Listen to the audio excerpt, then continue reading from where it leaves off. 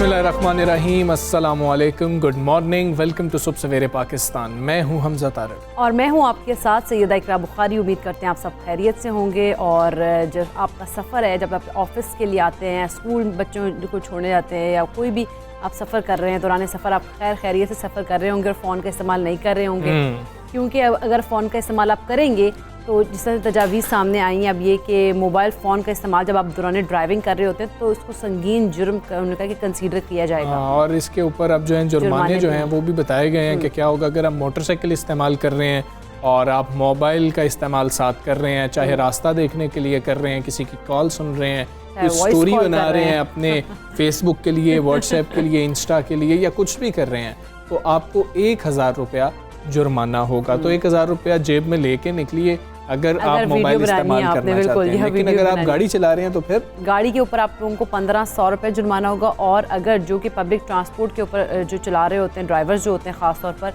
और अगर वो इसकी खिलाफ वर्जी करेंगे तो उन्हें 2000 रुपया देना पड़ेगा, जुर्माना होगा। लेकिन ये तो हैं पैसे, 1000 रुपया भी शायद आप अफोर्ड कर सकते हो, अमीर लोग हैं इतने, मतलब कहते हैं कोई मसला ही नहीं, 1000 रुपया लेना ये लें, 1000 रुपया वीडियो हमने फ़ोन यूज़ 1500 रुपया, ये 1500 रुपया की चीज़ होती है, 2000 रुपया की चीज़ होती है, ये लें आप, हम दे देंगे। लेकिन हमारी ज़िंदगियाँ कितनी अहम है, हम कितने लोगों की ज़िंदगियाँ ख़तरे में डाल रहे होते हैं। और अब एक अंदाजे के मुताबिक तकरीबन 45% जो एक्सीडेंट होते हैं, 45% जो एक्सीडेंट होते हैं, उसकी बड़ी वजह ये होती है कि कोई ना कोई एक ड्राइवर जो है वो मोबाइल इस्तेमाल कर रहा होता है, जिसकी वजह से एक्सीडेंट हो रहे हैं। ये जो थे ना अदाद शुमार जिस सामने आए थे, इसको देखते हुए ही जो ITPN है, इस्लामाबाद ट्रैफिक पुलिस है, उन्होंने ये तजवीज़ सामने रखी। उन्होंने कहा कि हम जुर्माने बढ़ाएंगे, हो सकता है जुर्माने बढ़ाने की वजह से ही जो है वो इस तरह के वाक़यात रुक जाए। क्योंकि इस्लामाबाद की अगर बात करें तो उन्होंने कहा इस्लामाबाद में बहुत सारे जो केसेस हैं, 58 में से 43 जो है केसेस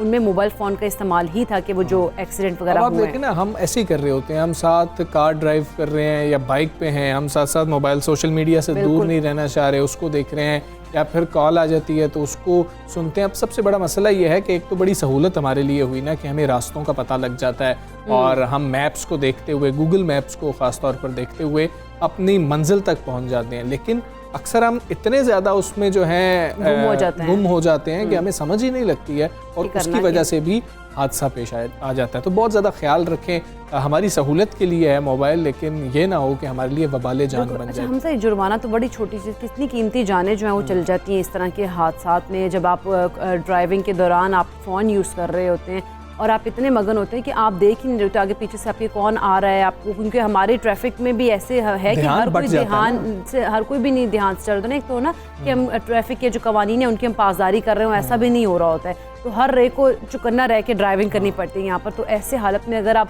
फ़ोन भी यूज़ कर रहे होंगे तो फिर तो एक्सीडेंट्स ही होते हैं। तो इन चीज़ों से अवॉइड करें और अपनी और दूसरों की ज़िंदगियों का भी ख्याल रखें। बिल्कुल ऐसे ही हम टॉप स्टोरीज पर नज़र डालते हैं। वज़ीर-ए-आज़म ने कराची सर्कुलर रेलवे के मंसूबे का संगे बुनियाद रख दिया। शहर कायद की तरक्की के लिए सिंध सरकार को ताउन की पेशकश भी कर दी। कहा कराची की बेहतरी के लिए सिंध और वफाकी हुकूमत को मिलकर चलना पड़ेगा। 2 साल में कराची को K4 के जरिए साफ पानी मिलेगा। वज़ीर-ए-आज़म की वज़ीर आला सिंध से मंडल आइलैंड के मामले पर नजर सानी की दरखास्त। उधर सिंध हुकूमत का कहना है कराची सर्कुलर रेलवे चलने का कोई इम्कान नहीं। बच्चा वही सब सीखता है जो उसके वालिदैन उसे सिखाते हैं। पहले वालिदैन रोते बच्चे को चुप कराने के लिए उसे वीडियो गेम्स थमा देते हैं। जब बच्चे को वीडियो गेम्स खेलने की लत पड़ जाती है तो वालिदैन सर पकड़ लेते हैं। वीडियो गेम खेलने के शौकीन बच्चे गेमिंग डिसऑर्डर का शिकार हो जाते हैं। पढ़ाई, करियर, अच्छा मुस्तकबिल सब भूल जाते हैं। वीडियो गेम्स खेलने से बच्चों की जिस्मानी और जहनी सेहत बुरी तरह मुतासर होती है।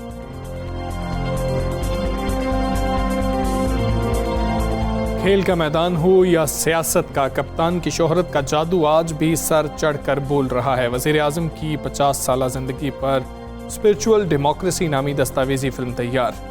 गुलकार सलमान अहमद ने दस्तावेजी फिल्म में हकीकी वीडियोज़ और तस्वीर भी शामिल की। दस्तावेजी फिल्म 4 हिस्सों पर मुश्तमिल, कई आलमी रहनुमाओं और मशहूर शख्सियात के इंटरव्यूज़ भी शामिल।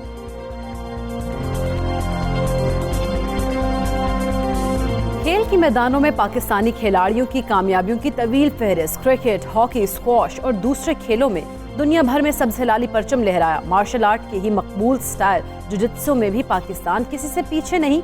अबू धाबी में 5वीं एशियाई जुजित्सु चैंपियनशिप में पाकिस्तानी खिलाड़ियों ने 8 कांसे के तमगे जीते।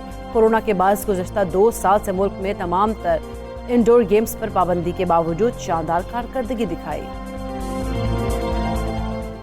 टॉप स्टोरीज आपने जानी है। सबसे पहले कराची वालों की बात करेंगे, शहर कायद की बात करेंगे। वज़ीर आज़म इमरान खान ने शहर कायद की तरक्की के लिए सिंध सरकार को ताउन की पेशकश भी कर दी है और कह रहे हैं कि कराची की बेहतरी के लिए सिंध और वफाकी हुकूमत को मिलकर चलना पड़ेगा। अच्छा, वज़ीर आज़म ने इन ख्यालात का इजहार गुज़श्ता रोज़ कराची सर्कुलर रेलवे के मंसूबे का संगे बुनियाद रखते हुए किया और इस मौके पर उन्होंने कहा कि कराची में ट्रांसपोर्ट के बाद दूसरा बड़ा मसला जो है वो साफ़ पानी का है। 2 साल में कराची को K4 के जरिए साफ़ पानी फराहम होना शुरू हो जाएगा। और उन्होंने कहा ये शहर के लिए बहुत बड़ी नेमत होगी। बिल्कुल दुरुस्त बात है, अगर ऐसा हो जाए तो इससे बड़ी नेमत क्या हो सकती है। वज़ीर आज़म साहब ने वज़ीर आला सिंध से बंडल आइलैंड के मामले पर नज़रसानी करने का भी कहा और कहा कि इस मंसूबे से सिंध को ज़्यादा फ़ायदा होगा। वज़ीर आज़म ने क्या कहा, आपको वो सुना देते हैं। KCR के ऊपर सिंध गवर्नमेंट और फेडरल गवर्नमेंट को पूरी तरह जोर लगाना पड़ेगा, क्योंकि इसमें मसले मसाइल भी आएंगे और जितना हम इसको टाइम पे ख़त्म करेंगे उतना कम इसका ख़र्चा होगा और बहुत बड़ा प्रोजेक्ट है 200 अरब का। इसलिए इंशाअल्लाह हम ये उम्मीद लगाते हैं कि हम फेडरल गवर्नमेंट तो पूरी तरह से इसके ऊपर कमिटेड है और इंशाअल्लाह सिंध गवर्नमेंट भी इसमें हमारे साथ पूरी तरह कोऑपरेट करेगी। 80s में जब कराची टेक ऑफ करने लगा था और तब कराची में इंतशार शुरू हो गया, सिंध हुकूमत और फेडरल हुकूमत ने मिल के फैसला किया कि हम कराची को अपलिफ्ट करेंगे। तो ये बहुत इम्पोर्टेंट सिर्फ कराची के लिए नहीं प्लान, ये सारे पाकिस्तान के लिए है। इसका जो फ़ायदा है वो सारे पाकिस्तान को होगा।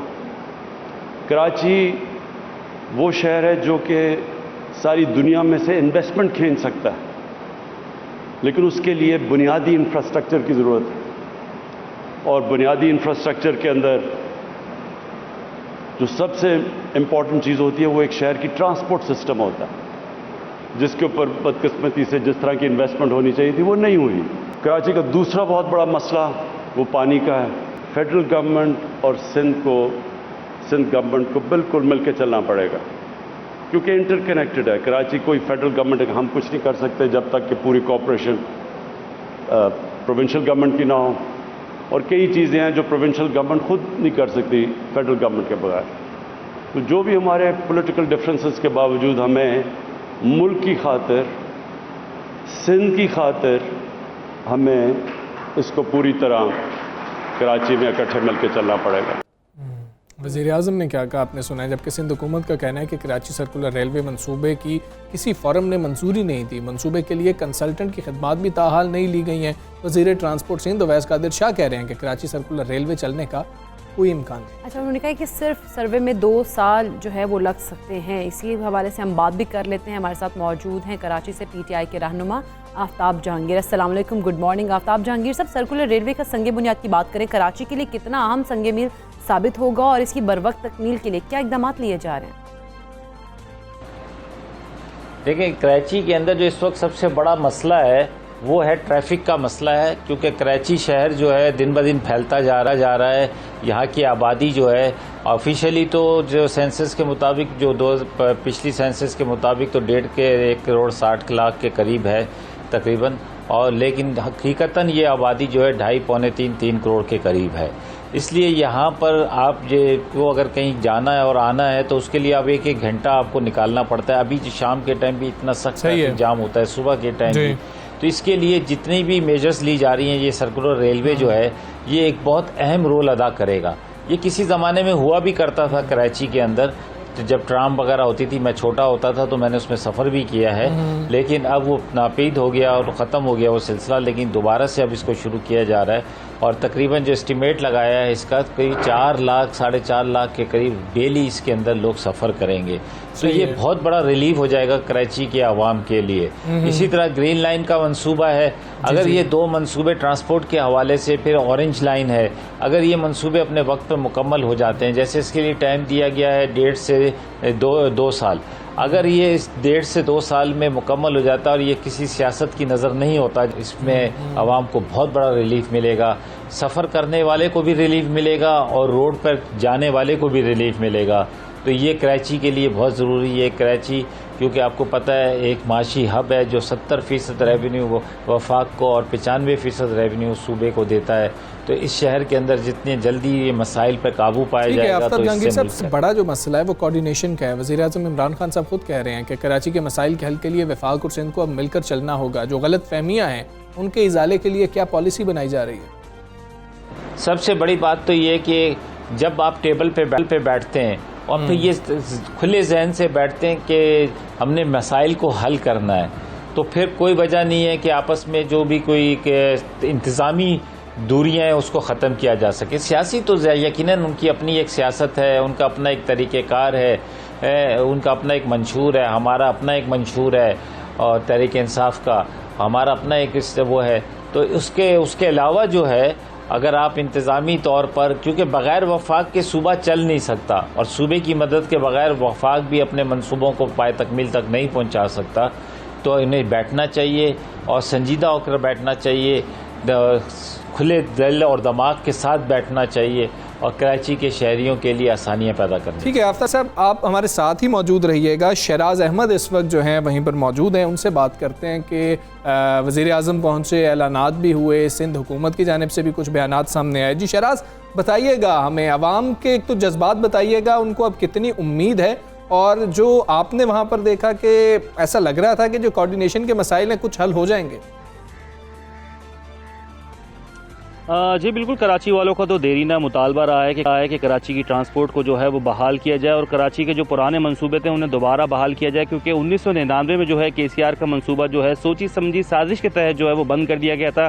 ट्रांसपोर्ट माफिया जो है वो बहुत ज़्यादा मुतारिक था, लेकिन आहिस्ता आहिस्ता हमने देखा कि पब्लिक ट्रांसपोर्ट जो है वो शहर से ख़त्म होता चला गया और जहाँ आबादी बढ़ती रही उसके साथ पब्लिक ट्रांसपोर्ट जो है वो नाकाफ़ी होती गई। इस वक्त भी शहर कायद में जो बसें चल रही हैं उनकी हालत इंतहाई खस्ता है और इस वजह से शहरियों को काफ़ी ज़्यादा दुश्वारियों का सामना करना पड़ता है और शहरियों ने PTI को इसी वजह से भी सिलेक्ट किया था कि वो यहाँ पर तब्दीली लाएंगे, जो उनके मसाइल हैं वो उसको हल करेंगे, क्योंकि सिंध गवर्नमेंट की जानिब से गुज़िश्ता कई सालों में कोई एक मंसूबा भी जो है वो ट्रांसपोर्ट का नहीं आया। 10 सालों में तकरीबन 10 बसें जो है कराची वालों को दी गई थी और वो भी अब बंद हो चुकी हैं और अभी कराची वाले जो है वही पुरानी और खस्ता हाल बसों में जो है वो सफ़र कर रहे हैं। ताहम KCR की अनाउंसमेंट के बाद शहरियों में काफ़ी ज़्यादा जो है वो खुशी की लहर दौड़ी है। एक तरफ ग्रीन लाइन मंसूबा आ रहा है, ऑरेंज लाइन मंसूबा आ रहा है, इसके अलावा अब KCR की भी जो है वो गुज़िश्ता रोज़ वज़ीर-ए-आज़म इमरान खान ने ग्राउंड ब्रेकिंग कर दी है। 20 अरब रुपए जो है वो पहले फेज़ में रखे गए हैं जिसमें इंफ्रास्ट्रक्चर का जो काम है वो मुकम्मल किया जाएगा, जबकि सेकेंड फेज़ में स्टेशन की तामीर और तीसरे फेज़ में जो है ट्रेनों की आमद का जो सिलसिला है वो शुरू किया जाएगा। बताया यही जा रहा है कि 2 साल लगेंगे इस इंफ्रास्ट्रक्चर के जो पहले मरहले को मुकम्मल करने में। इस हवाले से वही मसाइल जो हैं वो जो हमें सामने देखने को मिलते हैं हमेशा कि सिंध गवर्नमेंट और वफाक की गवर्नमेंट के दरमियान जो कोऑर्डिनेशन का फुकदान है उसकी वजह से काफ़ी ज़्यादा मसाइल जो हैं वो जन्म लेते रहते हैं और कई मंसूबे जो हैं इसी वजह से ताख़ीर का शिकार भी हुए हैं। ताहम शहरियों की जानिब से यही मुतालबा किया जा रहा है सिंध गवर्नमेंट आगाह करें। और आफ्ताब जहांगीर साहब, आपने भी सुना कि बहुत सारे, जैसे शहराज ने भी कहा कि मंसूबे हैं, ऐलानात तो किए जाते हैं, हमने माजी में भी देखा है ऐसे कि कराची में ऐलानात तो बहुत होते हैं लेकिन अमल दरामद की अगर बात आती है तो सालों लग जाते हैं। हालिया मामला बंडल आइलैंड का भी है, इस हवाले से सिंध हुकूमत के तहफ़्फ़ुज़ात किस हद तक जायज़ हैं? देखें, जो बात प्राइम मिनिस्टर साहब ने बंडल आइलैंड के मुताबिक भी की और जो लाहौर के एक मंसूबे की बात भी की, तो उस पर उन्होंने बड़े अच्छे अंदाज में और वज़ीर आला और साहब को मुखातिब करके कहा कि ये सिंध के लिए बहुत ज़रूरी है। सिंध के लिए इसलिए ज़रूरी है कि इससे नौकरियां और इससे जो है तरक्की, रोज़गार और एक अच्छा शहर बनेगा, इससे लोग बाहर से इसके अंदर इन्वेस्टमेंट्स आएंगी, तो ये सूबे के लिए भी बहुत ज़रूरी है, उसकी तरक्की के लिए भी बहुत ज़रूरी है और वफाक के लिए भी है। तो मैं ये समझता हूँ कि इसमें सूबे की हुकूमत को चाहिए कि संजीदगी के साथ गौर करें और उसके अंदर बैठकर जो भी मसाइल हैं उनको दूर करते हुए, जो शक व शुबात हैं उनको दूर करते हुए इस प्रोजेक्ट की तरफ जाना चाहिए, इस मंसूबे की तरफ जाना चाहिए। ये मंसूबा जो है ये एक बहुत बड़ा एक संग मील ठीक है। साबित आफ्ताब होगा जहांगीर इस सूबे। साहब, आपका सुबह पाकिस्तान से आप बात कर रहे थे। हम उम्मीद यही करते हैं, वज़ीर आज़म ने जिन ख्यालात का इजहार किया है और जिस उम्मीद का इजहार भी उन्होंने किया है कि सिंध हुकूमत भी हमारे साथ चले, वफाक सिंध हुकूमत के साथ चलने को तैयार है, तो कोऑर्डिनेशन का जो मसला है वो अल्लाह करे कि हल हो जाए और जो अवामी मसाइल हैं उनको जो है ना तरजीह बुनियादों पे हल हो। खैर हम अब आगे बढ़ेंगे। एक बहुत बड़ा मसला है पेरेंट्स के लिए ख़ास तौर पे, क्योंकि बच्चे कोरोना में तो बड़ा है ये मसला। बिल्कुल ऐसे कोरोना में बहुत ज़्यादा बढ़ गया स्टडी से, क्योंकि फोकस जो है बच्चों का हट गया और पेरेंट्स जो हैं वो सर पकड़ के बैठ गए कि बच्चे जो है उनकी बात ही नहीं मान रहे होते हैं, हर टाइम गेम्स में जुड़े रहते हैं। अच्छा, वैसे पेरेंट्स ऐसे ही करते हैं कि अब जब बच्चे घर थे या वैसे भी हम आमतौर पर देखते हैं, पेरेंट्स क्या करते हैं? पेरेंट्स कहते हैं कि जी कि अच्छा कोई नहीं, हम बच्चे तंग कर रहे हैं, इनको कोई चीज़, कोई कार्टून्स लगा के दे दें, नहीं तो अब वीडियो गेम्स, थोड़े से बड़े बच्चे हैं तो उनको वीडियो गेम्स हम दे देते हैं और वो वीडियो गेम्स खेलते रहते हैं, खाना ना खाएं पिए नहीं, लेकिन वीडियो गेम बिल्कुल। हमसे एक ट्रेंड ये भी मैंने बहुत ज़्यादा देखा है कि अक्सर हम लोग कहीं जाते हैं तो वहाँ पर उन्होंने कहते हैं, उनसे पूछना भी बच्चे क्या, उनका बहुत वो बच्चे तंग करते हैं, गेस्ट आ जाते हैं तो हमने उनको कमरे में मोबाइल फ़ोन पकड़ा के बिठाया कि वो उसके आरे लगे हुए हैं। मतलब ये सिनेरियो बन गया। अब जी वीडियो गेम्स का ये मसला है। अब पेरेंट्स शिकायत भी बहुत ज़्यादा कर रहे हैं कि जी हमारे बच्चे जो हैं अब वीडियो गेम्स ही खेलते रहते हैं और उसी दुनिया में रहते हैं और परेशान हैं अब वालिदैन बहुत ज़्यादा, कि ऐसे लगता है जैसे बच्चों को नशा लग गया है और वो उस नशे से पीछे हट नहीं पा रहे। बिल्कुल। अच्छा, वो कहते हैं कि वो किसी से बात भी नहीं करते हैं बच्चे और उनका ध्यान जो है वो सारा जो फोकस उनको होता है वो उसके ऊपर होता है, फ़ोन के ऊपर, जिसकी वजह से उनकी जो फिजिकल एक्टिविटीज़ हैं वो उसमें पार्टिसिपेट नहीं करते, वो कम हो जाती हैं और उससे क्या होता है उनको जहनी और जिस्मानी तौर पर नुकसान भी हो रहा होता है। हाँ, एक मतलब कि ना वाज़े तौर पर अगर हम देखें तो दो नुकसान तो हमें नज़र आते हैं। एक तो बच्चे वीडियो गेम्स के चक्कर में ज़िंदगी के दीगर जो पहलू हैं, खासतौर पे पढ़ाई है, करियर है, अच्छा मुस्तकबिल है वगैरह, वो तो उनके जहन में नहीं आ रहा होता ना। उनके लिए क्या है, गोल अचीव क्या करना है कि नेक्स्ट स्टेज पे जाना है, फिर उससे नेक्स्ट स्टेज पे जाना है और उससे नेक्स्ट स्टेज पे जाना है। उनके गोल्स ये सेट हो जाते हैं, दूसरे गोल्स तो इधर उधर रह गए। दूसरा,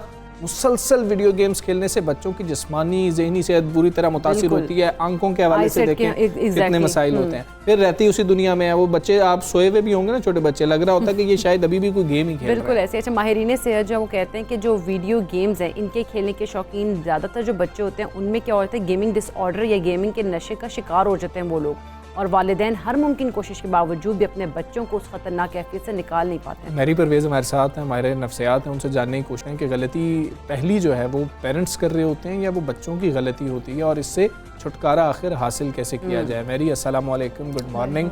मैरी, वैसे ये मसाइल हैं इस वक्त आप लोगों के पास भी रिपोर्ट हो रहे हैं बच्चों के? बिल्कुल, ये मसला और ये कोई नया मसला नहीं है। Video addiction, video gaming addiction, या लेट्स से अगर ये जो बच्चे बहुत ज़्यादा मसरूफ़ हो रहे हैं आजकल फ़ोन गेम्स के अंदर, मोबाइल गेम्स के अंदर, या वीडियो गेमिंग इन जनरल, ये कोई नया प्रॉब्लम नहीं है। ओवरऑल अगर देखा जाए, जो आपने सवाल किया कि ये क्या पेरेंट्स की गलती है या बच्चों की गलती है, तो बिगिन विद ऑब्वियसली कौन प्रोवाइड कर रहा है। बच्चे की एज अगर आप देखें, लेट्स से 3, 4, 6, 10, 12, वो बच्चा ऑब्वियसली ख़ुद से केपेबल नहीं है शायद ख़रीदने की कोई चीज़ अर्निंग करने के लिए के लिहाज से, तो इसलिए ऑब्वियसली प्रोविज़न कौन कर रहा है, पेरेंट्स कर रहे हैं। अब अगर प्रोवाइड आप कर रहे हैं, मैंने कुछ वाइज पेरेंट्स को देखा कि उन्होंने एक महदूद स्क्रीन टाइम रखा होता है कि ये आपका स्क्रीन टाइम है, इसके अलावा आपने जो है मज़ीद इसके ऊपर अपना टाइम स्पेंड नहीं करना। रिसेंटली जो चाइना ने भी एक जो है वो पॉलिसी निकाली है, हाँ, दैट्स वीकली 3 आवर्स, है ना, वीकली 3 आवर्स है। और वीकली 3 आवर्स का मतलब है कि अगर आप बिट्स एंड पीसेस में भी देखें तो मे बी अगर हाफ आवर और डे अगर कोई बच्चा करे तो उन्होंने बता दिया है कि सिर्फ इससे इस टाइम के दरमियान और सिर्फ ये वाले दिन जो हैं, ये भी उन्होंने बता दिया। परफेक्ट। सो दैट मीन्स कि बच्चे को आपने डिसिप्लिन कर दिया कि ये है आपका वीडियो गेमिंग टाइम या mobile gaming time. Other than that आपके पास जो रिमेनिंग टाइम होगा, अब ज़ाहिरी बात है बच्चा भी और माँ बाप भी, उनको सोचना और ढूंढना पड़ेगा कि हम क्या और एक्टिविटीज़ कर सकते हैं। हमने पढ़ना है, हमने एक्सरसाइज करनी है, हमने कोई फिज़िकल एक्टिविटी या फिज़िकल गेम्स प्ले करनी है, वो क्या है। आई थिंक इसके अंदर एक और बहुत बड़ा रोल जो पेरेंट्स का आता है वो ये भी है कि हम लोग एग्जाम्पल सेट करने के बजाय बच्चे के साथ, जैसे आप बता रहे थे पहले कि एग्जाम्पल सेट करने के बजाय कि हम उनके साथ खेल रहे हैं, उनको इंट्रोड्यूस करवाएं नए स्पोर्ट्स से, हम उनको फ़ोन्स पकड़ा देते हैं बिकॉज इट्स कन्वीनियंट। हाँ। आसानी है पेरेंट्स के लिए कि ठीक है खाना नहीं खा रहा बच्चा, सामने उन्होंने कुछ कार्टून्स लगाए हुए हैं, कुछ सॉन्ग्स, बच्चे को पता ही नहीं कि वो खा रहा है, बच्चे के मुंह में डालते जा रहे हैं, उसको तो पता ही नहीं है, वो तो उधर खोया हुआ है। हमजा एक बहुत इंपॉर्टेंट टर्म है, इसको कहते हैं हम माइंडफुलनेस। माइंडफुल नहीं है हम आजकल, दैट मीन्स कि हम अपने प्रेजेंट मोमेंट में नहीं रहते हैं और हम अपने बच्चों को सिखा रहे हैं कि आप माइंडफुल ना रहें। ऑब्वियसली आपने जैसे भी एग्जांपल दिया, बच्चा खाना खा रहा है और रादर देन से उसको पता हो कि मैं क्या खा रहा हूँ, मैंने कितना चू करना है, क्या है। आपको शायद याद होगा स्कूल में हमें पढ़ाया जाता है इतनी दफ़ा चू करो, एंड नाउ ऑब्वियसली अगर आपका माइंड इज़ कॉन्स्टेंटली बिजी एक विजुअल चीज़ को देखने में, चाहे वो वीडियो है या गेमिंग के अंदर आपका माइंड भी ऑब्वियसली आप यूज़ कर रहे हैं, तो obviously you will not be able to see कि आप दूसरी और क्या चीज़ें कर सकते हैं। बच्चे बहुत ज़्यादा, अच्छा एक इम्पॉर्टेंट पॉइंट, हमें कैसे पता चले कि बच्चा जो है वो वीडियो गेमिंग की तरफ एडिक्टेड हो गया है या इस तरह से बहुत ज़्यादा।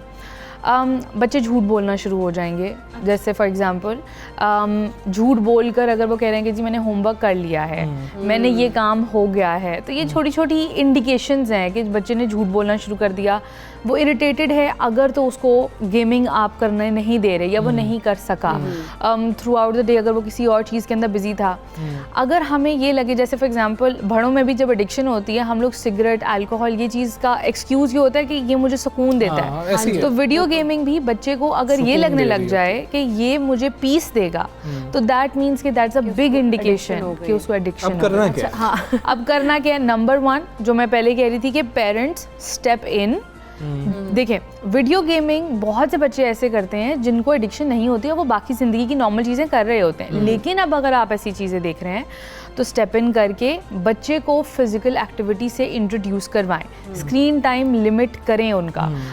ये इसमें ये नहीं है कि हम बच्चे से उसकी कोई बेसिक राइट्स छीन रहे हैं या हम उसको एंटरटेनमेंट से रोक रहे हैं, ऐसा नहीं है, लेकिन आप उसको लिमिट कर दें कि ये है आपका महदूद टाइम जिसके अंदर आपने ये चीज़ करनी है।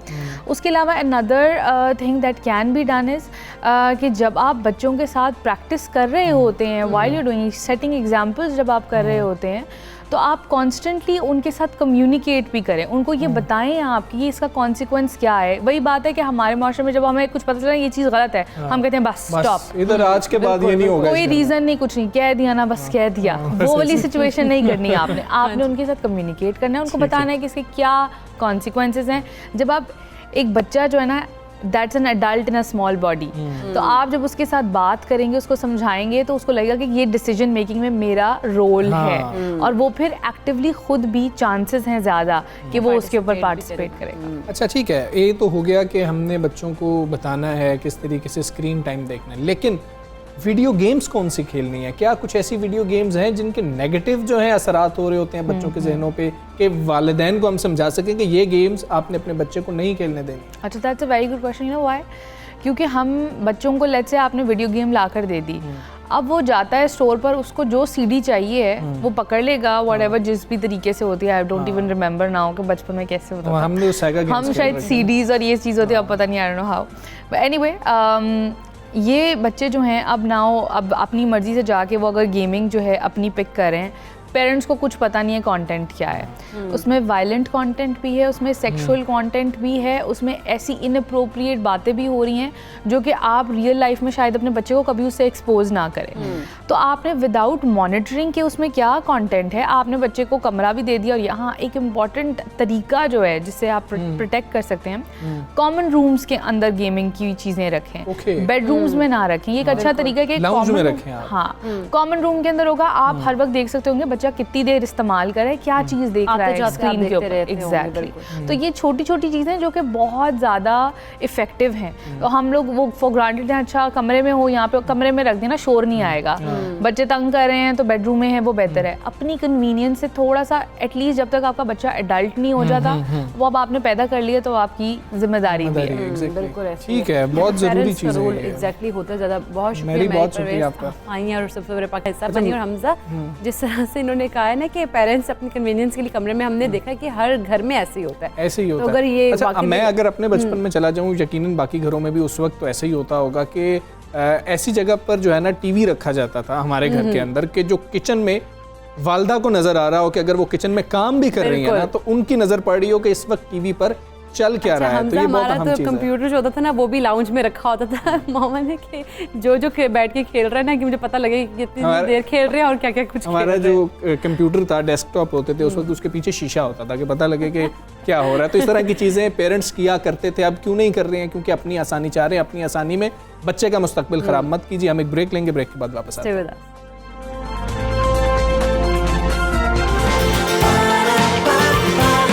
सुबह